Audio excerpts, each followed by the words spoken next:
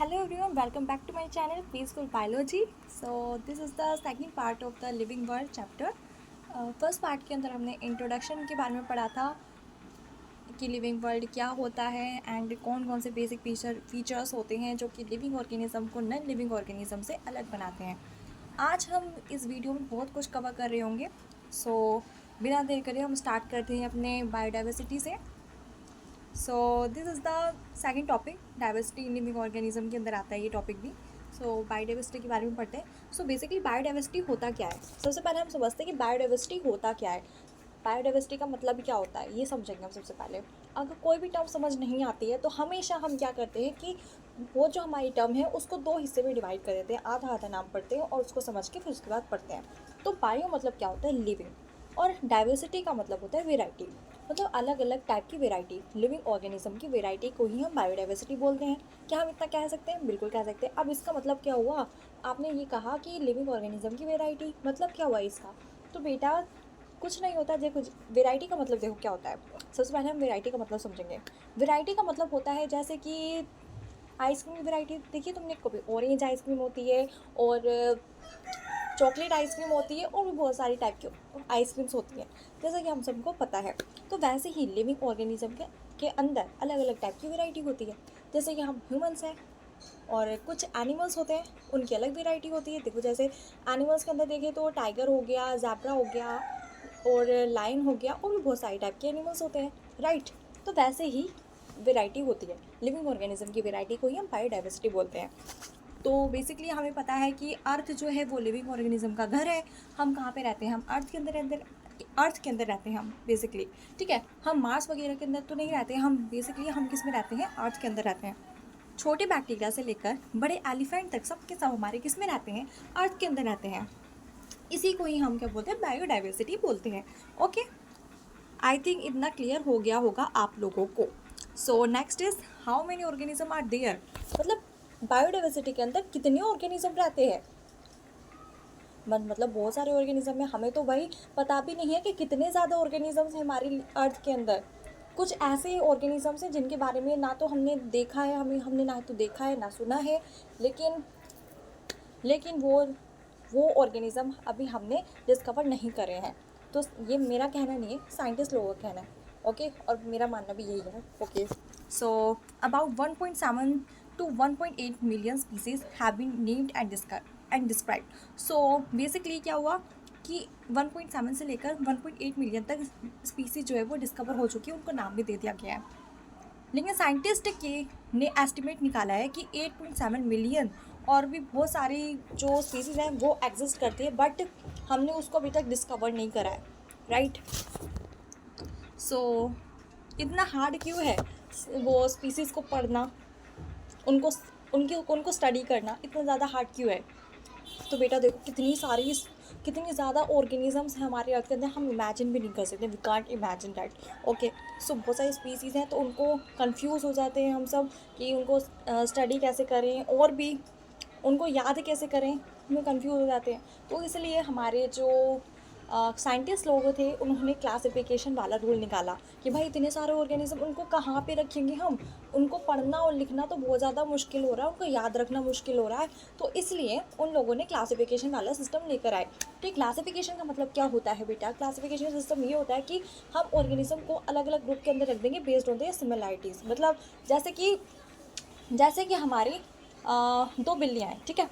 एक काली बिल्ली है और एक है हमारी वाइट बिल्ली, ठीक है। अब वो है तो बिल्ली वो दोनों, राइट। तो उनको हम एक ग्रुप के अंदर रखेंगे। और बेसिकली जैसे हमारे पिटबुल हो गया और भी बहुत ज़्यादा टाइप की वैरायटी होती है हमारे डॉग्स की, अलग अलग टाइप की स्पीशीज़ होती है, तो उनको अलग ग्रुप के अंदर रखेंगे, ओके। यहाँ तक मुझे लगता है कि क्लियर होगा आप सबको। इसलिए हमें क्लासिफिकेशन की ज़रूरत पड़ी। और क्लासिफिकेशन से बेटा देखो याद रखना ऑर्गेनिज्म को बहुत ज़्यादा इजी हो जाता है और समझना उनको बहुत ज़्यादा आसान हो जाता है। अब हम कंपैरिजन कर सकते हैं, देखो कुत्ता और बिल्ली के अंदर हम कंपैरिजन कर सकते हैं बेसिकली कि उनके मॉर्फोलॉजिकल कैरेक्टर्स को देखकर पता लगा सकते हैं कि ये बिल्ली है, ये कुत्ता है और इनकी स्पीसीज अलग अलग है, ऐसे हम पता कर लगा सकते हैं। तो इसलिए क्लासिफिकेशन बहुत ज़्यादा ज़रूरी था। अब देखते हैं हम आगे क्लासिफिकेशन की ज़रूरत क्यों पड़ी। To group similar organism together, जैसे कि हम ऑर्गेनिज्म जो भी एक जैसे दिखते हैं उनको एक ग्रुप के अंदर रख पाएँ, to make study and comparison better. ठीक है, ये पॉइंट भी हमने बता दिया था अभी कि कन्फ्यूज़न ना हो। ठीक है, by using universal scientific name, जब हम साइंटिफिक नेम रख रहे हो तो हमें कन्फ्यूज़न ना हो ये भाई कहाँ का आ गया। ठीक है, तो ये इसलिए हमें क्लासिफिकेशन की ज़रूरत पड़ी।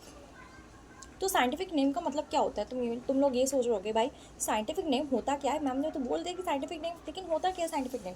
साइंटिफिक नेम बेटा एक ऐसा नेम होता है जिसे कि पूरी दुनिया जानती हो, उसी नाम से पूरी दुनिया उसको जानती हो। जैसे कि हम जो हैं अपने इंडिया के अंदर हम आम को आम बोलते हैं, राइट। अब हमें क्या पता दूसरी कंट्री में उस आम को क्या बोलते हैं। ठीक है, हमें कैसे पता चलेगा, क्या पता उनकी कंट्री में अलग बोलते हो। तो इसलिए कन्फ्यूज़न ना हो तो इसलिए साइंटिफिक नेम आया। ठीक है, साइंटिफिक नेम आया और वो एक ऐसा नेम है कि ग्लोबल हर कोई उसको अवेयर है उस नाम से और उसी नाम से वो जाना जाता है। अब इससे क्या हुआ साइंटिफिक नेम से उस अगर हम किसी पे रिसर्च कर रहे हैं उस ऑर्गेनिज्म पे या फिर उस चीज़ पे हम रिसर्च कर रहे हैं तो बहुत ज़्यादा आसान हो जाएगा उसको स्टडी करना। तो ये अलग अलग टाइप के साइंटिस्ट जो होते हैं, मतलब अलग अलग कंट्री में होते हैं, हर साइंटिस्ट की अलग सोच होती है, तो वो सब एक साथ काम करते हैं। ठीक है, तो उनको बेसिकली उनको काम करने में मुश्किल ना हो, तो इसलिए हम साइंटिफिक नेम का यूज़ करते हैं ग्लोबली। और तो ह्यूमंस का जो साइंटिफिक नेम होता है वो क्या होता है, होमो सैपियंस होता है, राइट। होमो सैपियंस, होमो मतलब क्या होता है, सेम होता है बेसिकली, और सैपियन मतलब स्पीसीज, राइट। की टर्म्स टू नो, तो हमारे कुछ ऐसी टर्म्स हैं जो कि board exam point of view से और नीट के लिए भी बहुत ज़्यादा इंपॉर्टेंट है, जो कि हमारी आइडेंटिफिकेशन, नोमेनक्लेचर और क्लासिफिकेशन। तो ये बेसिकली वाइवा वगैरह के लिए बहुत ज़्यादा इंपॉर्टेंट है, तो हम इसे पढ़ें। आइडेंटिफिकेशन क्या होता है, सबसे पहले आइडेंटिफिकेशन का मतलब होता है जैसे कि हमने पहली बार कोई प्लांट की स्पीशीज़ देखी। ठीक है, हमने उसको ऑब्ज़र्व किया सबसे पहले। ठीक है, हमने उसको देखा, उसको ऑब्ज़र्व करा, मतलब उसकी कैरेक्टरिस्टिक देखे, तो that is called the identification. हमने उसको आइडेंटिफाई किया कि ये प्लांट है या फिर एनिमल है।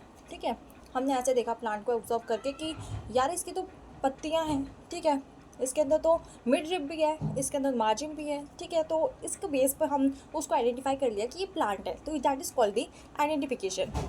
अब हमारा नोमेनक्लेचर का मतलब होता है नामकरण करना। नोमेनक्लेचर का मतलब क्या हुआ, हम किसी को, जैसे हमने कोई प्लांट की स्पीशीज ली, देखी, ऑब्जर्व करी, ठीक है, अब उसको नाम देना, that is called the nomenclature. And classification मतलब कि उसकी सिमिलैरिटीज़ देखकर ऑब्जर्व कर ये पता लगाना है कि ये कौन सी स्पीसीज़ के अंदर जाएगा, कौन से ग्रुप के अंदर जाएगा। ठीक है, जैसे कि हमने नीम की किसी एक स्पीसीज़ को आइडेंटिफाई करा, तो फिर हम उसको किसके स्पीसीज़ के अंदर रखेंगे, नीम की स्पीसीज़ के अंदर रखेंगे, क्योंकि नीम की भी देखो कितनी सारी टाइप, कितनी ज़्यादा वेराइटीज़ होगी, हमें नहीं है ये अंदाज़ा। ठीक है, तो इसलिए हमने ऐसा करा। ओके, सो अब हम पढ़ते हैं टैक्सोनॉमी क्या होता है। टैक्सोनॉमी क्या है बेटा, टैक्सोनॉमी है कि टैक्सोनॉमी एक साइंस है। ठीक है, टैक्सोनॉमी का मतलब होता है साइंस ऑफ नेमिंग, नाम की साइंस। ठीक है, नामकरण करने की साइंस को ही हम बोल रहे हैं टैक्सोनॉमी बेसिकली।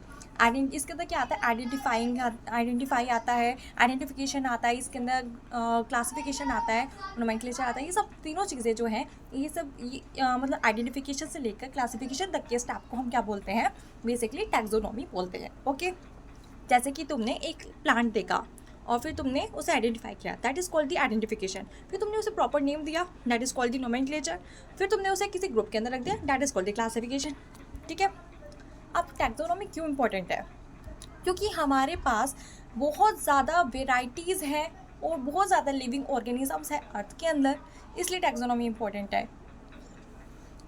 और बहुत ज़्यादा स्पीसीज जो है वो, मतलब ऑर्गेनिज्म इतने ज़्यादा हैं, तो उनको याद रखना और उनको स्टडी करना बहुत ज़्यादा मुश्किल हो जाता है, इसलिए टैक्सोनॉमी जो है बहुत ज़्यादा इंपॉर्टेंट है। तो हम उसको ग्रुप कर देते हैं बेस्ड ऑन द सिमिलैरिटीज़। ठीक है, अब ये टैक्सोनॉमी किसने ढूंढा था, किसने डिस्कवर करा था ये टर्म, तो बेसिकली वो किसने करा था, APD कैंडोले ने। ये एक साइंटिस्ट थे, बस याद रख लेना। और सिस्टम ऑफ क्लासिफिकेशन अच्छे से किसने डेवलप करा था, वो थे हमारे कार्लस लीनियस। ठीक है, ये तो बहुत ज़्यादा फेमस साइंटिस्ट है, तो आपको हर जगह देखने को मिलेंगे, कैरोलस लीनियस। ओके, सो अब याद रखने की ट्रिक क्या है, अगर तुम्हें कुछ याद नहीं आ रहा ना और मतलब एग्जाम में, तो तुम सिंपल से ये याद रख लेना, टैक्सोनॉमी का मतलब क्या होता है, identification plus naming plus grouping. Okay, इतना सिंपल सा होगा, एक लाइन में तुम पूरा लिख दोगे, आधा नंबर तो मिल जाएगा। व्हाट इज टैक्सोनॉमी में आधा नंबर मिल जाएगा। ओके, अब नेक्स्ट हमारा बाइनोमियल नोमेनक्लेचर। सो बाइनोमियल नोमेनक्लेचर से हमें ये समझ आ रहा है कि बाइनोमियल का मतलब क्या होगा, दो, बाय का मतलब टू एंड नोमियल का मतलब कि नेम, दो नेम होंगे उसके, मतलब दो नेम वैसे नहीं होंगे, लेकिन बाइनोमियल नोमेनक्लेचर का मतलब है कि उसके दो नाम होंगे। दो नाम से तुम अलग समझोगे, लेकिन मैं बताती हूँ, 2 मिनट। टू नेम्स होंगे, नोमेनक्लेचर का मतलब अलग चीज़ होगी, नोमेनक्लेचर का मतलब नेमिंग सिस्टम, इसको हम बोलते हैं नोमेनक्लेचर। जैसे कि मैंने तुम्हें बताया था, बाइनोमियल नोमेनक्लेचर के अंदर दो चीज़ें आती हैं, तो होता है जीनस और दूसरा आता है स्पीसीज। अब यही दो नेम होते हैं जिसकी मैं बात कर रही थी, ठीक है, जीनस नेम एंड स्पीसीज। जो लास्ट वाला होगा ना बेटा नाम, उसको हम क्या बोलेंगे, स्पीशीज़ बोलेंगे, और जो फर्स्ट वाला होगा ना नाम, उसको हम जीनस बोलेंगे। अब जीनस और स्पीसीज है क्या मैम, आप प्लीज़ बता दो हमें, हम तो कंफ्यूज हो रहे हैं। तो देखो, जीनस का मतलब क्या होता है, जीनस एक ग्रुप होता है क्लोजली रिलेटेड ऑर्गेनिज्म का, ठीक है। इस ग्रुप के अंदर जो सिमिलर, इस ग्रुप के अंदर ऑर्गेनिज्म जो है सिमिलर फीचर्स रखते हैं, ठीक है, कॉमन एंसेस्टर से जो आए होते हैं, ठीक है। अब तुम्हें समझ नहीं आ रहा कॉमन एंसेस्टर क्या है यार, मतलब पूर्वजों से आ रहे होंगे, वो जो कैरेक्टर्स हैं पूर्वजों से आ रहे होंगे। ओके, तो इसलिए हम बोलेंगे, लेकिन हर ऑर्गेनिज्म एग्जैक्टली सेम नहीं होता है, ये बात भी ध्यान रखना। अब स्पीसीज़ का मतलब क्या होता है, स्पीसीज़ सबसे छोटा और एग्जैक्ट लेवल होता है, इसमें वो ऑर्गेनिज्म आते हैं जो कि कंप्लीटली सिमिलर होते हैं, नेचुरली ब्रीड कर सकते हैं। एग्जाम्पल इसका हो गया, साइंटिफिक नेम से हम समझते हैं, होमो सैपियंस, जीनस, जीनस, जैसे देखो बेटा, मैं साइंटिफिक नेम ले रही हूँ एक, होमो सैपियंस। होमो मतलब क्या होता है, होमो मतलब हुआ ह्यूमन टाइप ऑर्गेनिज्म, इसको ही हम होमो सैपियन बोलेंगे, ठीक है। होमो का मतलब समझ लो सबसे पहले तो, होमो का मतलब होता है ह्यूमन टाइप के ऑर्गेनिज्म, जो कि एकदम इंसानों की तरह लगेंगे। अब इसके अंदर कोई और ऑर्गेनिज्म नहीं आ सकता, क्योंकि ये सिर्फ और सिर्फ किसका ग्रुप है, हमारा इंसानों का ग्रुप है, तो इसलिए जो कि इंसान की तरह दिखेंगे उनको हम होमो बोलेंगे बेसिकली।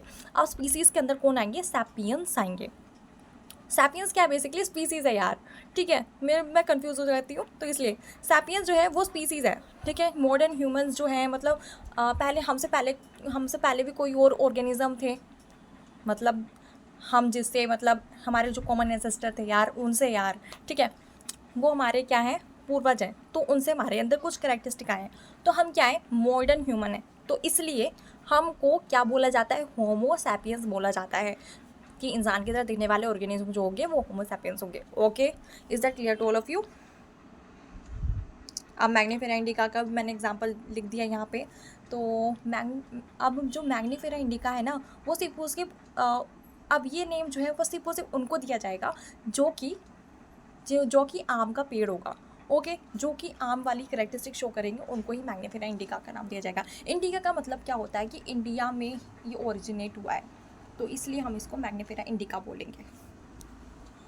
मैग्नीफेरा जो है इसके अंदर फर्स्ट वर्ड है, इंडिका जो है वो सेकंड वर्ड है, जिसको हम स्पीसीज़ बोलते हैं। इंडिका जो है वो स्पीसीज़ है और मैग्नीफेरा जो है हमारा जीनस है, ठीक है। अब रूल्स क्या क्या होते हैं बाइनोमियल नेमिंग के, 2 वर्ड्स, ये बाइनोमियल नोमेनक्लेचर जो होता है ना बेटा, वो 2 वर्ड्स का ही होता है, ठीक है, जीनस और स्पीसीज़ का, ये तो हमें पता ही है। रिटन इन लेटिन और लेटिन लाइक फॉर्म, ये लेटिन लैंग्वेज के अंदर लिखा जाता है। पहला वर्ड जो होता है हमेशा कैपिटल लेटर का होगा, हमेशा जीनस का जो पहला वर्ड होगा ना, हमेशा तुम जितने भी जगह देखोगे ना, वो हमेशा कैपिटल लेटर में लिखा होगा। ओके, और जो हमारा सेकंड वर्ड होगा ना, वो हमेशा वो स्मॉल लेटर के अंदर होगा। ओके, और अगर हम इसे टाइप करते हैं, कंप्यूटर के अंदर टाइप करते हैं, तो हम इसे इटैलिक फॉर्म के अंदर लिखेंगे। इटैलिक वर्ड्स में समझ आ गया होगा वैसे, इटैलिक मतलब थोड़ा सा ऐसे तिरछा टाइप। ओके, और अगर हम उसे अपने हाथ से लिख रहे हैं ना किसी पेज पे, हमेशा वो अंडरलाइन होगा, ठीक है। क्या क्या अंडरलाइन होगा, साइंटिफिक नेम हमेशा अंडरलाइन होता है अगर तुम लिखते हो, ठीक है। अगर तुम्हारे एग्जाम में आ गया सपोज, तो फिर तुम उसको कैसे लिखोगे, हमेशा अंडरलाइन करके लिखोगे, वरना तुम्हारे मार्क्स कट सकते हैं। चलो अब पढ़ते हैं, why do we use scientific name. Scientific name क्यों यूज़ करते हैं, मैंने तुम्हें बता दिया था, क्योंकि अगर क्योंकि हम कुछ और बोलते हैं अपनी लैंग्वेज में, कोई मतलब दूसरी कंट्री में शायद कुछ और बोलते होंगे, तो इसलिए कन्फ्यूज़न ना हो, इसलिए हमारा यूनिवर्सल साइंटिफिक नेम आया। ओके, क्योंकि यूनिवर्सली एक्सेप्टेड है। तो ये क्विक टेबल है, पढ़ना हो तो पढ़ लेना। ये this is the summary part. तो टैक्सोनॉमी हमारे को किस मदद करता है, आइडेंटिफाई करने में, नेम करने में और लिविंग थिंग्स को ग्रुप करने में। ओके, बाइनोमियल नोमेनक्लेचर, हर एक ऑर्गेनिज्म का 2 पार्ट का नेम होता है। ये मैथड किसने दिया था, कैरोलस लीनियस जी ने दिया था। याद रखना यार सबके सब, ठीक है। अब हम नेक्स्ट कौन कौन से टॉपिक करने वाले, टैक्सोनॉमिक हायरार्की से स्टार्ट करेंगे। ओके, कहाँ तक करेंगे देख लेंगे बाद में यार, ठीक है। Stay time. Okay, bye bye, thank you.